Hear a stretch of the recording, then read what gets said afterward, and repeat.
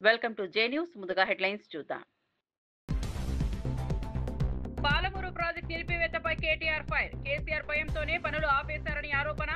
రైతుల సంక్షేమం కోసం మొదలైన ప్రాజెక్టుని వెల్లడి. ప్రాజెక్టు ఆపేయడం దురాలోచన అని విమర్శ. రైతులను మోసం చేస్తున్నారని చంద్రబాబుపై ఆర్కే రోజా ఫైర్. యూరియా బ్లాక్ మార్కెట్లో అమ్ముతున్నారని ఆరోపణ. ఏడాది రోజులుగా రైతులకు నరకం చూపుతున్నారని విమర్శ. అన్నదాత కష్టాలు రెట్టింపు చేశారని వ్యాఖ్యలు.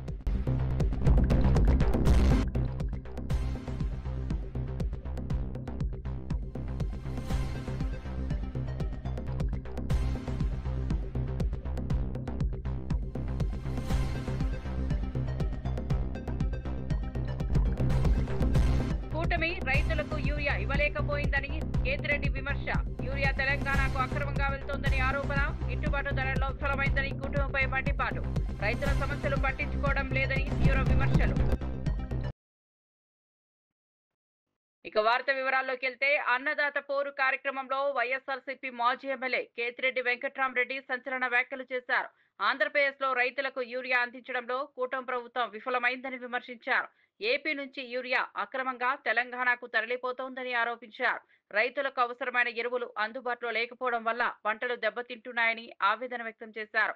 అంతేకాకుండా పంటలకు గిట్టుబాటు ధరలు కల్పించడంలో కూడా ప్రభుత్వం పూర్తిగా విఫలమైందని మండిపడ్డారు. రైతుల సంక్షేమానికి అండగా నిలుస్తామని హామీ ఇస్తూ అధికారంలోకి వచ్చిన కూటమి ప్రభుత్వం రైతుల సమస్యలను పట్టించుకోవడం లేదని విమర్శించారు. ఎందుకు ఈ విధంగా ఎప్పుడు లేని విధంగా ఉన్నాయని చెప్పి అడుగుతున్నాను. దీనికి పెద్ద విషయం అవసరం లేదు. నువ్వు ఆర్బీకేలు ఉన్నాయి, ప్రతి 2000 జనాభాకు సంబంధించి ఒక ఆర్బీకేలు ఉన్నాయి. రైతులు వచ్చి ఎంత కావాలని డిమాండ్ అని బుక్ చేసుకుంటే అక్కడే విషయం తెలిసిపోతుంది. ఎంత రైతులకు ఎంత అవసరం పడుతుంది, ఎంత యూరియా కావాలని. గతంలో అదే విధంగా చేసేవాళ్ళం. అంత ముందు కూడా చూసినాం మనం. 2019 కంటే ముందు వేరుశనగ పంపిణీ అప్పుడు ఏ విధంగా ఉండేది. మార్కెట్ యార్డ్లో వచ్చి ఇట్లాగే చెప్పులన్నీ పెట్టేసి తెల్లారి 3 గంటలకు వచ్చి వెలుగు చూసేవాళ్ళు. తర్వాత క్రమంలో ఎప్పుడైతే ఆర్బీకే ద్వారా మనం ఇస్తున్నామో ఎక్కడే కానీ క్యూలు కానీ వేరుశనగలో ఈ విధంగా ఇబ్బందులు పడుతున్నాయని ఎక్కడే కానీ చూసిన సందర్భం లేదు. ఎందుకంటే ఒక ఆలోచన విధానం ఉండాలి, రైతాంగానికి మేలు చేయాలని ఒక ఆలోచన విధానం ఉండాలి. కానీ ఈ ప్రభుత్వం అలాంటివి ఏవే కానీ చేయకుండా ఎంత అవసరమవుతుందనేది కంప్లీట్ గా వ్యవసాయాన్ని పూర్తిగా నిర్లక్ష్యం చేసి వీళ్ళ సోకులకు వీళ్ళు ఇచ్చే స్టేట్మెంట్లకు మనం చూస్తూనే ఉన్నాం. ఈ 2 ఏళ్లలో వరి ఏ విధంగా గిట్టుబాటు ధర లేకుండా పోయింది.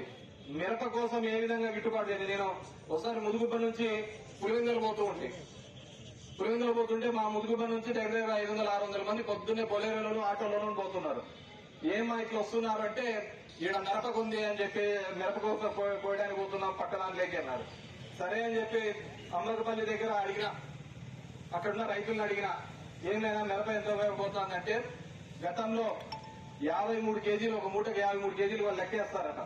53 కేజీలు లెక్కేసేది గతంలో 5,000, 6,000 ఉండేది. ఇప్పుడు కేవలం 693 రూపాయలు, 700 రూపాయలతో పోతుంది అని చెప్పి.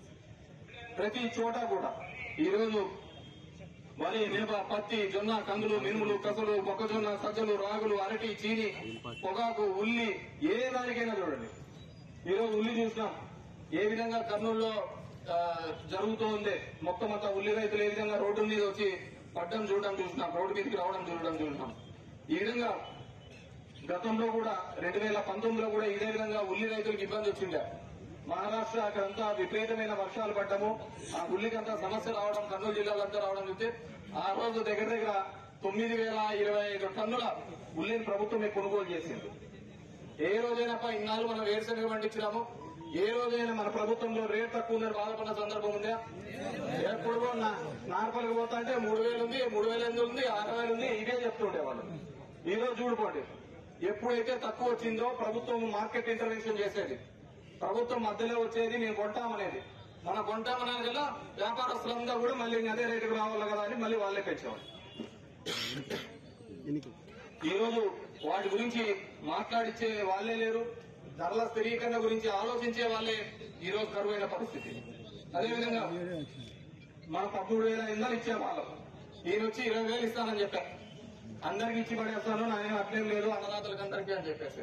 Andhra Pradesh assembly speaker Ayyanna Patrudu YCP ఎమ్మెల్యేలకు స్పష్టమైన సూచనలు ఇచ్చారు. అందరూ ఎమ్మెల్యేలలాగే వైసీపీ ఎమ్మెల్యేలకు కూడా మాట్లాడేందుకు సమయం ఇస్తామని హామీ ఇచ్చారు. బయట ప్రెస్ మీట్లు పెట్టి విమర్శలు చేయడం కంటే అసెంబ్లీలోనే ప్రజల సమస్యలు ప్రస్తావించాలని సూచించారు. ప్రజలు గెలిపించింది వారి సమస్యలు. మీరు అసెంబ్లీలో చర్చించేందుకు, పరిష్కారం చూపించేందుకు అని స్పీకర్ గుర్తు చేశారు. అంటే అది రూల్స్ ప్రకారం చూస్తే నీకు ఇవ్వడానికి వీల్లేదు. నేను అందుకే ఇవ్వలేకపోతున్నాను. నేను ఇస్తే కానీ రాను. నిన్న కూడా స్టేబుల్ ఇచ్చి జగన్మోహన్ రెడ్డి స్టేబుల్ ఇచ్చాడు. ఆ వాదా ఇవ్వకపోతే రాను అని. ఇస్తే జగన్మోహన్ రెడ్డి గారు మీకు ఒకటి మనం చేస్తాము, మంచికో చెడ్డకో ప్రజలు మమ్మల్ని ఎన్నుకున్నారండి. 11 సీట్లు ఇచ్చారు. దేవుడి స్క్రిప్ట్ అది. ఈ 11 రావాలనుకున్నట్టు దేవుడు అనుమతించాడు.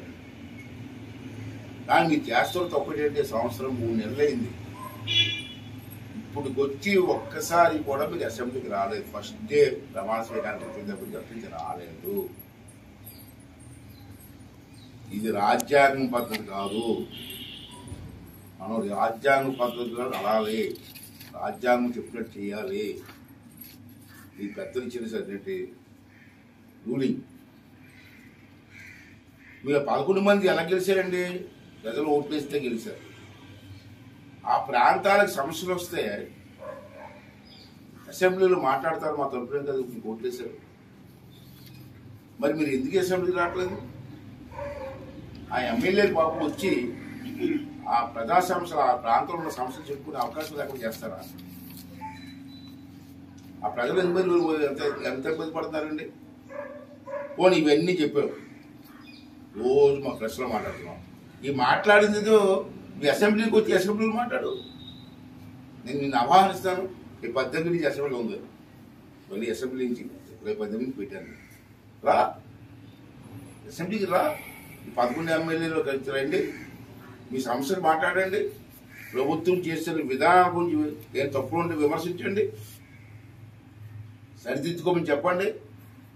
అసెంబ్లీలో మాట్లాడుతూ ఉన్నటువంటి ఉపయోగం ఏంటంటే అక్కడ మంత్రులు ఉంటారు, ముఖ్యమంత్రి ఉంటారు, డిప్యూటీ ముఖ్యమంత్రి ఉంటాడు, అధికారులు ఉంటారు. మీరు ఎప్పుడైతే అసెంబ్లీలో మాట్లాడతారో అసెంబ్లీ రికార్డ్ అవుతుంది. దానికి వెంటనే మంత్రి గారు సమాధానం చెప్పాలి. అసెంబ్లీలో ఉన్నది ఉన్నట్టు చెప్తాడు, లేకపోతే పరిశీలిస్తానండి, తప్పనిసరి చేస్తాను మంత్రి గారు సమాధానం చెప్తారు. మరి నువ్వు ధైర్యంగా అసెంబ్లీలో అడుగు పెట్టకుండా ఈ సమస్యలు చెప్పకుండా బయటని ప్రెస్ మీట్ పెట్టి మాట్లాడితే ఎంత సపోజ్? వేదిక ఉంది మనకి, అఫీషియల్ వేదిక. తెలంగాణ ప్రజలతో బీఆర్ఎస్ సంబంధం ఇక మిగల్లేదని ప్రభుత్వ విప్ ఆది శ్రీనివాస్ తీవ్రంగా విమర్శించారు. పార్టీ పేరు మార్చుకున్న రోజే పేగుబంధం తెంచుకున్నారని అన్నారు. తెలంగాణ వాదాన్ని కేవలం సెంటిమెంటల్ గా వాడుకోవడమే తప్ప ప్రజల కోసం ఏమీ చేయలేదని ఆరోపించారు. తెలంగాణ బిడ్డ ఉపరాష్ట్రపతి పదవికి బరిలో ఉన్నప్పుడు బీఆర్ఎస్ ఎందుకు ఓటు వేయలేదని ప్రశ్నించారు. అందుకే నేను ఈ మధ్యలో ఒక మాట అన్నా, టీఆర్ఎస్ పార్టీని బీఆర్ఎస్ పార్టీగా మార్చుకున్న రోజే తెలంగాణ ప్రాంత ప్రజలతో పేగుబంధం తెంచుకున్నారు మీరని చెప్పాను. తెలంగాణ సెంటిమెంట్ రంగరించి అధికారం రావాలని చెప్పండి. పదే పదే పక్కన ఆంధ్ర రాష్ట్రంతో పోలుస్తూ, ఆంధ్ర రాష్ట్రానికి సంబంధించి చంద్రబాబును బూచిగా చూపిస్తూ తెలంగాణ వాదాన్ని సెంటిమెంట్గా రంగరించాలని చూడడమే తప్ప మీరు తెలంగాణ ఇచ్చిన మీరా కుమారికి ఆ రోజు ఎందుకు ఓటేయాలో సమానం చెప్పాలి. తెలంగాణ కోసం పోరాటం చేసినట్టు తెలంగాణ బిడ్డ ఈరోజు ఉపరాష్ట్రపతిగా బరిలో ఉంటే ఎందుకు ఓటేయారో ఈరోజు తెలంగాణ ప్రజలకు సమానం చెప్పాలి. మొన్ననేమో యూరియా ఎవరిస్తే వారికి ఓటేస్తామంటారు. అంటే కేటీఆర్ గారి మాటలు ఎంత చౌకగా ఉండే ఆలోచించాలి. మాజీ మంత్రి ఆర్కే రోజా రైతుల సమస్యలపై చంద్రబాబును తీవ్రంగా విమర్శించారు. రైతులు నిట్టనిలువునా మోసం చేస్తున్నారని ఆరోపించారు. రాష్ట్రంలో యూరియాను బ్లాక్ మార్కెట్లో అమ్ముకుంటూ రైతాంగాన్ని దోచుకుంటున్నారని మండిపడ్డారు. 7 రోజులుగా రైతులకు నరకం అంటే ఏంటో చూపిస్తున్న ప్రభుత్వం ఇదేనని ఎద్దేవా చేశారు. అన్నదాతను ఆదుకోవాల్సిన బదులు వారి కష్టాలను రెట్టింపు చేస్తున్నారని రోజా వ్యాఖ్యానించారు. మూకుమ్మడిగా అందరినీ కూడా నిలువునా మోసం చేస్తున్నారో మీరు అందరూ గమనిస్తున్నారు. ముఖ్యంగా ఈ రోజు చూస్తే కూటమి ప్రభుత్వం అధికారంలోకి వచ్చి 15 నెలలు అవుతుంది. ఈ 15 నెలల్లో రైతుల జీవితాలకి నరకం చూపిస్తున్నారు. ఈరోజు రైతులకి వాళ్ళు చెప్పిన రైతు భరోసా సంవత్సరానికి 20,000 అన్నారు. 2 సంవత్సరాలు అవుతుంది. 5,000 వేసి చేతులు దులుపుకున్నారు. 35,000 ఎక్కడ అంటే పట్టించుకునే నాదుడు లేడు. అలాగే మీరు చూస్తే రైతు భరోసా కేంద్రాల ద్వారా, సహకార సంఘాల ద్వారా రైతులకు ఎంత అవసరమైతే అంత ఎరువులు, యూరియా, విత్తనాలు, పురుగుల మందులు, యంత్రాలు అన్నీ కూడా జగన్మోహన్ రెడ్డి గారు సరఫరా చేసేవారు. కానీ ఈ రోజు కనీసం రైతులు తాము పెట్టుకున్న పంటకి కాపాడుకోవడం కోసం యూరియాని అడగటానికి వెళ్తే యూరియా లేదు. మరి కేంద్రం ఇచ్చిన లక్షల టన్నులు యూరియా ఏమైంది రైతులకు ఇవ్వకుండా అంటే ఈరోజు తెలుగుదేశం పార్టీ నాయకులు, వ్యాపారస్తులు కుమ్మక్కై దాన్ని బ్లాక్ మార్కెట్ లో అమ్మేసి ఈరోజు ఏ విధంగా రైతుల జీవితాలతో చెలగాటమాడుతున్నారో మీ అందరూ కూడా గమనిస్తున్నారు. ముఖ్యంగా నా నియోజకవర్గం నగిరి గురించి నేను చెప్తాను. స్టేట్ అంతా ఎలా జరుగుతుందో మీకే అర్థమవుతుంది. ఎందుకంటే ఈ రోజు నగిరి నియోజకవర్గంలో నిన్నటి వరకు రైతులకు కావాల్సిన యూరియా ఇవ్వకుండా దాన్ని బ్లాక్ మార్కెట్ లో అమ్ముకుంటే రైతులు విధిలేని పరిస్థితిలో తమిళనాడుకు వెళ్లి కనకమ్మ సత్రంలో, అలాగే పల్లిపట్టులో, తిరుత్తనిలో, ఎన్ఎన్ కండ్రిగలో, పొద్దుటూరులో ఈరోజు వెళ్లి ఎక్కువ డబ్బుకి మరి ఈరోజు కొనుక్కొని ట్రాన్స్పోర్ట్ ఛార్జెస్ మళ్లీ కూడా దాని మీద భారీగా వేస్తే ఈరోజు రైతన్నలు వెన్నెముక విరిగిపోయే విధంగా, అంటే ఈ వెన్నుపోటు రాజకీయాలు చేసే చంద్రబాబు నాయుడు ఆఖరికి మామతో పాటు రైతులను కూడా ఎలా వెన్నుపోటు పొడిచారో ఒకసారి చూసుకోండి. ఎందుకంటే ఆయన వ్యవసాయం దండగాని తన మనసులోని మాట బుక్ రాసిన గొప్ప మేధావి. అలాంటి వాడిని నమ్మినందుకు ఈరోజు రైతన్నల జీవితాలు సర్వనాశనం చేశారనేది మీరు అర్థం చేసుకోవాలి. ఎందుకంటే యూరియా ఒక్కటే కాదు, చంద్రబాబు నాయుడు, పవన్ కళ్యాణ్ అధికారంలోకి వచ్చాక ఈరోజు రైతులకు ఇవ్వాల్సిన రైతు భరోసా లేదు, పంటల బీమా లేదు, అలాగే ఈ క్రాప్ లేదు, అలాగే రైతులకి పండించిన పంటకి గిట్టుబాటు ధర లేదు. మిర్చికి లేదు, పొగాకు లేదు, ఉల్లికి లేదు, చీనీకి లేదు, మామిడికి లేదు, వరికి లేదు. మరి ఎందుకు ఈ ప్రభుత్వం? దేనికి వీళ్ళకి పదవులు? చేతగానితనం ఉన్న వీళ్ళకి ప్రభుత్వం నడిపించడం చేత కాకపోతే దిగిపోవచ్చు కదా. మొదటిసారి ముఖ్యమంత్రి అయిన జగన్మోహన్ రెడ్డి గారు ఎలా రైతు భరోసా కేంద్రాలు తీసుకొచ్చారు, రైతులకి వాళ్ళ గ్రామాల్లోనే అన్ని ఎలా అందించి వాళ్ళకి అన్ని రకాలుగా అండగా నిలబడ్డారు. మీరెందుకు ఈరోజు ఇంత సీనియారిటీ ఉందంటారు? 4 సార్లు ముఖ్యమంత్రి అయిన మీకు ఎందుకు రైతుల్ని కాపాడుకోలేకపోతున్నారు, రైతు సమస్యలు ఎందుకు తీర్చలేకపోతున్నారని అడుగుతున్నా.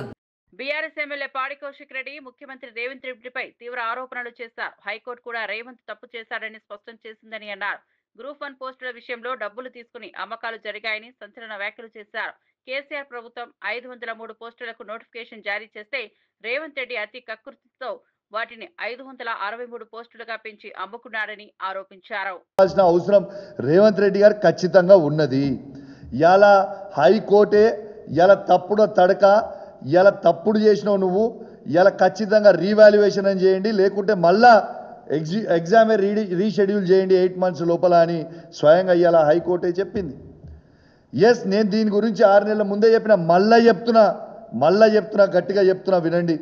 ఇలా రేవంత్ రెడ్డి గారు కాంగ్రెస్ ప్రభుత్వం బరాబర్ గ్రూప్ 1 పోస్టులు అన్నీ కూడా అమ్ముకున్నది.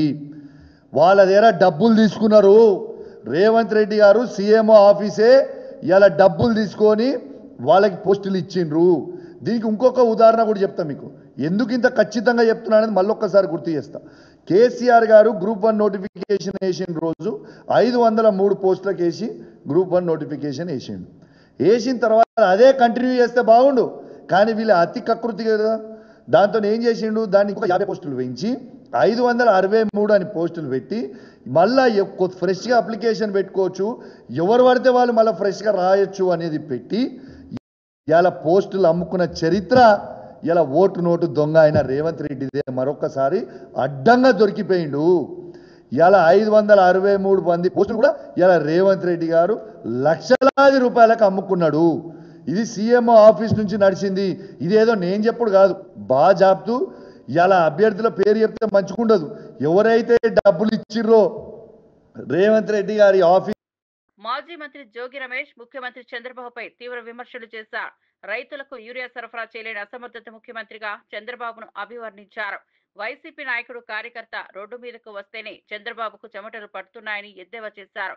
రైతుల కోసం యూరియా సరఫరా చేయమని, ఎరువుల ధరలు తగ్గించమని అడిగితే పోలీస్ వ్యవస్థను అడ్డం పెట్టుకుని ప్రజాస్వామ్యాన్ని కూని చేస్తున్నారని ఆరోపించారు. రోడ్డు మీదకి వస్తా ఉన్నాడంటే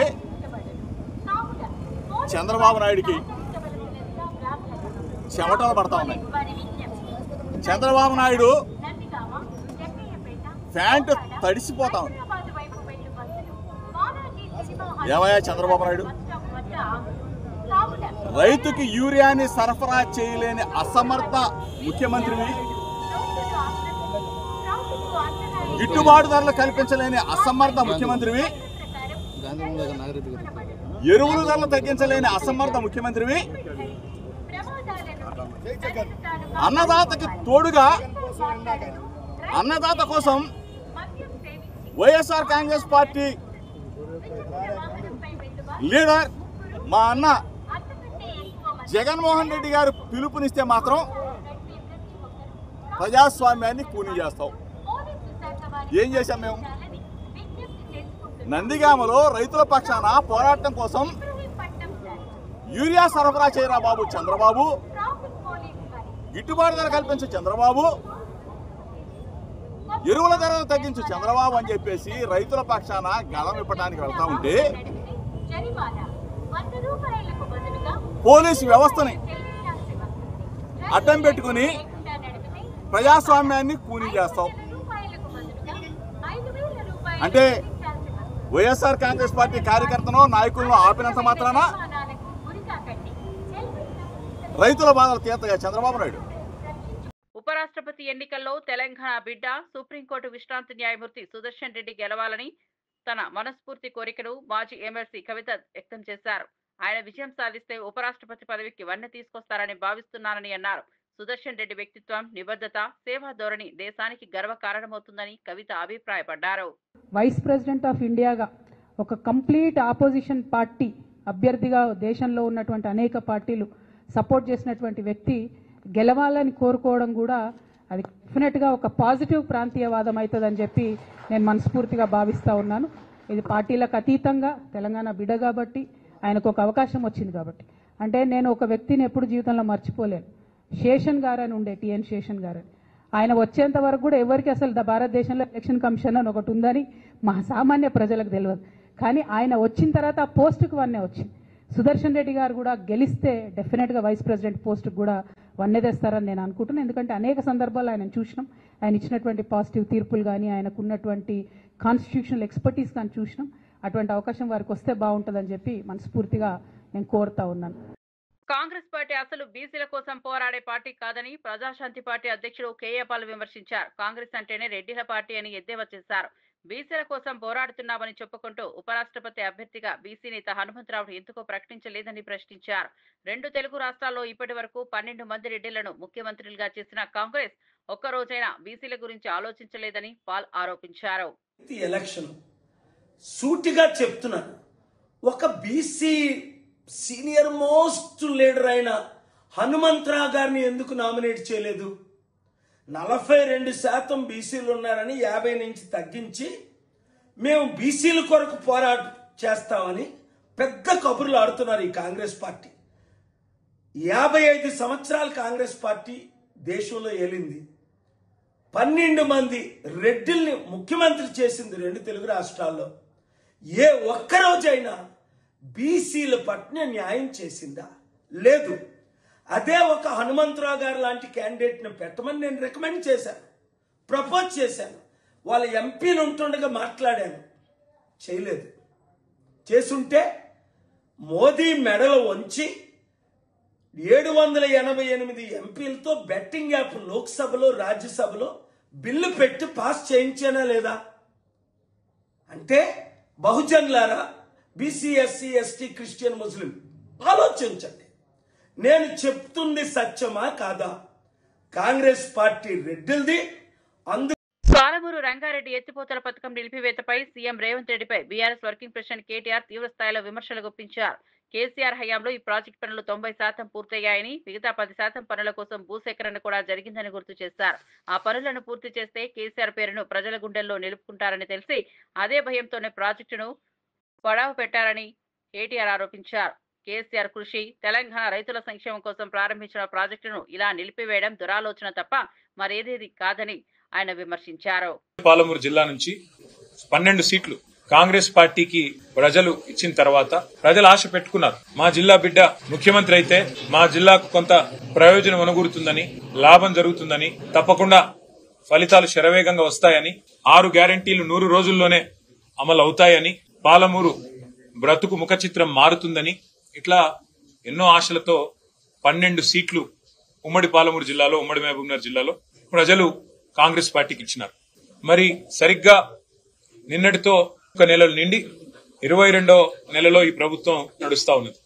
వాస్తవం ఏంది అంటే పెద్దలు కేసీఆర్ గారి నాయకత్వంలో పాలమూరు రంగారెడ్డి ఎత్తిపోతల పథకం కింద 90% పనులు పూర్తి చేసి, రిజర్వాయర్ల నిర్మాణం పూర్తి చేసి, మరి ఇప్పటికే భూసేకరణ గాని ఇప్పటికే చేయాల్సిన అన్ని కార్యక్రమాలు కూడా పూర్తి చేసి ఒక వడ్డిచ్చిన విస్తరిలాగా అప్పజెప్పి రేవంత్ రెడ్డి గారికి, కాంగ్రెస్ ప్రభుత్వానికి అప్పజెప్పి మేము గద్దె దిగాం డిసెంబర్ 23లో. ఇప్పుడు కేవలం రేవంత్ రెడ్డి గారు చేయాల్సిన పనల్లా ఒక 10% పని పూర్తి చేసి, కాలువలు పూర్తి చేసి, నీళ్లు బ్రహ్మాండంగా తీసుకునే అవకాశం ఉంది, ఇచ్చే అవకాశం ఉన్నది. మరి ఆ పని చేయకుండా రేవంత్ రెడ్డి గారు ఏం చేస్తున్నారు?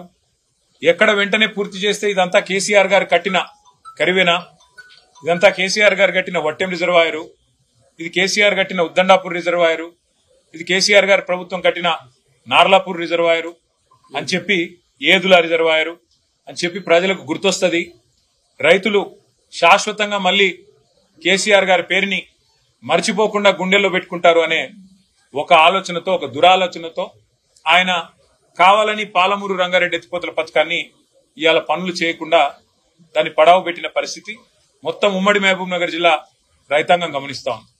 గ్రూప్ 1 విషయంలో హైకోర్టు ఇచ్చిన తీర్పు ప్రభుత్వానికి చెంపబెట్టు అని బీఆర్ఎస్ నేతలు విమర్శించడంపై మంత్రి హరీష్ రావు కౌంటర్ ఇచ్చారు. మీ మానసిక స్థితి ఎలా ఉందో అర్థమవుతోందని హరీష్ వ్యాఖ్యానించారు. నీళ్లు, నిధులు, నియామకాల పేరుతో తెలంగాణలో 10 ఏళ్లు అధికారంలో ఉన్న బీఆర్ఎస్ ప్రభుత్వం ఏం సాధించని ప్రశ్నించారు. సో ఇలా ఆ రకంగా ఎల్లంపల్లి ప్రాజెక్ట్ నీళ్ళు వస్తున్నాయని మాట్లాడతారు ముఖ్యమంత్రి అమాయకంగా. నువ్వు అమాయకమేమో కానీ ప్రజలు కాదు కదా. అసలు ఎల్లంపల్లి ప్రాజెక్ట్ కెపాసిటీ 20 టీఎంసీలు, దాని డెడ్ స్టోరేజే 3 టీఎంసీలు, ఉండేటి 17. ఆ 17కు దాని సొంత ఆయకట్టు 1,65,000 ఎకరాలు ఉంది, అంటే 12 టీఎంసీలు కావాలి దానికి. దాని కింద ఎన్టీపీసీకి మనం నీళ్ళు ఇస్తాం. ఎన్టీపీసీ విద్యుత్ ఉత్పత్తికి ఎల్లంపల్లి ద్వారా 6.5 టీఎంసీల నీళ్ళు ఇస్తాం. మంచిర్యాల నియోజకవర్గం గూడెం లిఫ్ట్కు 3 టీఎంసీలు వాడుకుంటాం.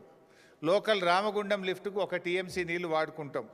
అట్లే ఆ ఎరువుల కర్మాగారానికి కూడా ఒక 2 టీఎంసీలు ఇస్తాం. అసలు నీళ్ళు ఎక్కడనే ఎల్లంపల్లి సామర్థ్యమే 20, అక్కడ దాని వినియోగమే 20కి పైగా ఎక్కువ ఉన్నది. నేను ఎల్లంపల్లి నీళ్ళు తెస్తున్నా హైదరాబాద్కు, 20 టీఎంసీలు తెస్తారట హైదరాబాద్కి. ఎక్కడికి వస్తాయి 20? ఎల్లంపల్లి కెపాసిటీ 20, డెడ్ స్టోరేజ్ 3 పోతే ఉండేది 17. ఆ 17లో ఎన్టీపీసీకి 6.5, గూడెం లిఫ్ట్కు 3 పోతాయి. అదేవిధంగా లోకల్ లిఫ్ట్కు 1 టీఎంసీ పోతుంది. రామగుండం ఎరువుల కర్మాగారంకు 2 టీఎంసీలు పోతాయి. దానికే ఎక్కువ ఉన్నది. అది కూడా that will be supplemented again. నేను ఆ 20కి 20 హైదరాబాద్ తెస్తున్నా అంటాడు. అంటే ఎవల చెవులలో పువ్వు పెడుతున్నావు? ఎందుకు ఈ గోబల్స్ ప్రచారము? ఆ కుర్చీకున్న గౌరవాన్ని ఎందుకు తగ్గిస్తా ఉన్నావు? గ్రూప్ 1 పరీక్షల నిర్వహణలో భారీ గోల్మాల్ జరిగిందని మరోసారి ఆరోపించారు బీఆర్ఎస్ నేత రాకేష్ రెడ్డి. దేశ చరిత్రలో ఏ పబ్లిక్ సర్వీస్ ఎగ్జామ్లోనూ మెయిన్స్ ఫిలిమ్స్ కు విడివిడిగా హాల్ టికెట్లు ఇవ్వలేదని, తెలంగాణలో మాత్రం అలాంటి వ్యవహారం జరిగిందని తీవ్ర స్థాయిలో విమర్శించారు. జీవో 29 ద్వారా బీసీ, ఎస్సీ, ఎస్టీ విద్యార్థులకు కాంగ్రెస్ ప్రభుత్వం తీవ్రమైన అన్యాయం చేసిందని ఆరోపించారు. దీన్ని రద్దు చేయాలి, ఇది కరెక్ట్ కాదు, ప్రభుత్వం దీనికి సమాధానం చెప్పాలని చెప్పి నిరుద్యోగుల పక్షాన మేము అడిగిన ఆ రోజు. కానీ ఆ రోజు సమాధానం చెప్పలే. కేసీఆర్ గారి ప్రభుత్వము బీద బడుగు బలహీన వర్గాలకు, ఎస్సీ ఎస్టీ పిల్లలకు న్యాయం చేయాలని జీవో 55 తీసుకొస్తే ఈరోజు దాన్ని కాలరాసి జీవో 29 తీసుకొచ్చి బీద బడుగు బలహీన వర్గాలకు, ఎస్సీ ఎస్టీలకు అన్యాయం చేసింది వాస్తవమా కాదా అని చెప్పి ఈ సందర్భంగా అడుగుతున్నాం. ఆ రోజు జీవో 29 రద్దు చేయాలని ఇదే నిరుద్యోగులు అశోక్ నగర్లో, దిల్సుఖ్ నగర్లో పెద్ద ఎత్తున ర్యాలీలు చేస్తే సమైక్య పాలనలో కూడా చూడనటువంటి సీన్లను మనం చూసినాం. మహిళలను చూడకుండా, విద్యార్థులను చూడకుండా గొరగొర గుంజుకుంటూ పోయి వ్యాన్లు ఎక్కించి లాఠీ చార్జ్ చేసి అర్ధరాత్రి దాకా స్టేడియంలలో వేసినటువంటి ఒక పరిస్థితిని కూడా మనం చూసినాం. మరి ఇప్పుడు వాళ్ళకు ఏం సమాధానం చెప్తారని చెప్పి ఈ సందర్భంగా బీఆర్ఎస్ పార్టీ ప్రశ్నిస్తూ ఉన్నది. ఆ రోజు బీఆర్ఎస్ పార్టీ ముఖ్యంగా కేసీఆర్ గారు, కేటీఆర్ గారు, హరీష్ రావు గారు ఈ అభ్యర్థులకు అండగా నిలిస్తే వాళ్ళు కేసులు కొట్లాడుతూ ఉంటే, నైతికంగా వాళ్ళకు అండగా నిలిచేటువంటి ప్రయత్నం చేస్తూ ఉంటే ఇదంతా బీఆర్ఎస్ పార్టీ కుట్రను వాదించింది. మరి ఇప్పుడు దానికి ఏం సమాధానం చెప్తారని చెప్పి ఈ సందర్భంగా మేము ప్రశ్నిస్తూ ఉన్నాం. సిగ్గుండాలే రేవంత్ రెడ్డి గారికి. ఆ రోజు రాహుల్ గాంధీ గారిని తీసుకొచ్చి అశోక్ నగర్ అంతా తిప్పి మోసపు మాటలు చెప్పి నమ్మించి ఓట్లు వేయించుకొని ఈరోజు ఉద్యోగాల సంగతి ఏంది అంటే ఒక ఆయన 30,000 ఇచ్చినామంటాడు, ఇంకో మంత్రి 40,000 ఇచ్చినామంటాడు, మరో మంత్రి 50,000. నేనేమన్నా తక్కువ, నా మంత్రులు ఇంత చెప్తున్నాం, నేను కూడా 10,000 యాడ్ చేసి చెప్తే అయిపోతుంది అని చెప్పి మహేష్ గౌడ్ గారు పిసిసి ప్రెసిడెంట్ ఆయన 70,000. ఇక మొన్ననైతే ఆ పొన్నం ప్రభాకర్ 1,00,000 ఉద్యోగాలు ఇచ్చినామంటారు. వేలంపాట వాడినట్టు మీడియా ముందు తెర ముందు వేలంపాట, తెర వెనుక సర్కారీ వారి పాట కొనసాగుతున్నది, సర్కారీ వారి వాట కొనసాగుతున్నది, సర్కారీ వారి కోట కూడా కొనసాగుతున్నది. ఇది అన్యాయం కాదా అని చెప్పి ఈ సందర్భంగా మేము ప్రశ్నిస్తూ ఉన్నాం. ఈరోజు హైకోర్టు ఏం తీర్పిచ్చింది? మీరు అయితే రీవాల్యుయేషన్ అయినా చేయండి, లేదా 8 నెలల్లో రీఎగ్జామినేషన్ అయినా కండక్ట్ చేయమని అడిగింది. రీవాల్యుయేషన్కి ఎట్టి పరిస్థితిలో బీఆర్ఎస్ పార్టీ ఒప్పుకునేది లేనే లేదు. ఎందుకంటే రీవాల్యుయేషన్లో మీరు ఏం చేస్తారో మాకు తెలుసు. మీరు మొన్నదాకా చేసినటువంటి వాల్యుయేషన్లో ఏం జరిగిందో అందరూ తెలుసు. ఆ మధ్యలో శ్రీధర్ బాబు గారిని కొండ సురేఖ గారు మా అల్లుడికో జాబ్ కావాలంటే దాంట్లో ఏముందో చూద్దాంలే అన్నారు. అంటే మంత్రులు మీరంతా ఏమేం చేస్తాను, ఎట్లా ఉద్యోగాలు పంచుకుంటున్నారో చాలా స్పష్టంగా ప్రజలకు అర్థమైపోయింది, యువకులకు అర్థమైపోయింది. మళ్ళీ ఇవాల్యుయేషన్ చేస్తే మళ్ళీ మీరు ఎవరికి ఉద్యోగాలు ఇవ్వాలనుకుంటున్నారో మాకు తెలుసు. కాబట్టి రీవాల్యుయేషన్కి ఎట్టి పరిస్థితుల్లో ఒప్పుకునేది లేదు. ఎట్టి పరిస్థితుల్లో రీఎగ్జామినేషన్ కండక్ట్ చేసి తీరాల్సిందే. ఆ రీఎగ్జామినేషన్ కండక్ట్ చేసేంత వరకు బీఆర్ఎస్ పార్టీ ఈ అభ్యర్థుల పక్షాన కొట్లాడుతూనే ఉంటుంది. వాళ్లకు నైతిక మద్దతు. మరిన్ని అప్డేట్స్ కోసం చూస్తూనే ఉండండి జే న్యూస్.